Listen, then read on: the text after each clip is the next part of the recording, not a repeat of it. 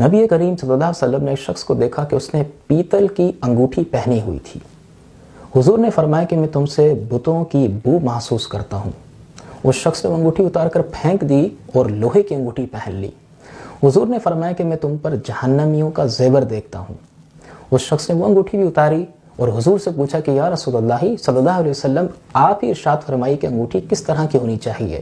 تو حضور نے فرمایا کہ انگوٹھی چاندی کی ہو اور اس کا ایک مثقال پورا نہ ہو۔ اس حدیث سے علماء نے یہ مسئلہ اخذ فرمایا کہ وہ انگوٹھی پہننا سنت یا جواز کے درجے میں ہے کہ جس میں کم از کم یہ 4 شرطیں پائی جائیں۔ نمبر 1 یہ کہ وہ انگوٹھی چاندی کی ہو، سونے، پیتل یا لوہے کی نہ ہو۔ دوسرا یہ کہ اس انگوٹھی کے حلقے کا وزن 4.5 ماشا سے کم ہو۔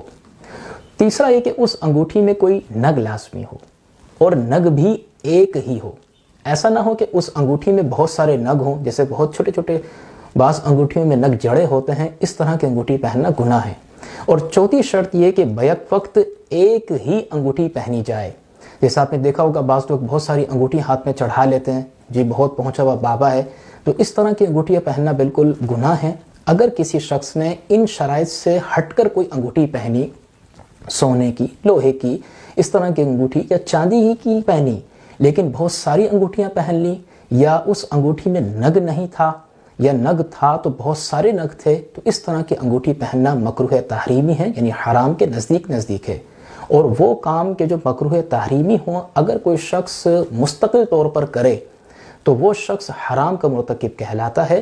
ایسے افراد انگوٹھیاں جو پہنتے ہیں وہ اللہ تعالیٰ کی بارگاہ میں توبہ کریں کہ ایک تو یہ انگوٹھی پہننا ہی گناہ ہے، دوسرا یہ کہ اس طرح کی انگوٹھیاں پہن کر نماز پڑھنا بھی گناہ ہے۔ علماء نے فرمایا کہ وہ شخص جو اس طرح کی انگوٹھیاں جو غیر شرعی ہو وہ انگوٹھی پہن کر اگر نماز پڑھے تو ایسی نماز واجب الاعادہ ہے، یعنی اس کو دوبارہ پڑھنا واجب ہے۔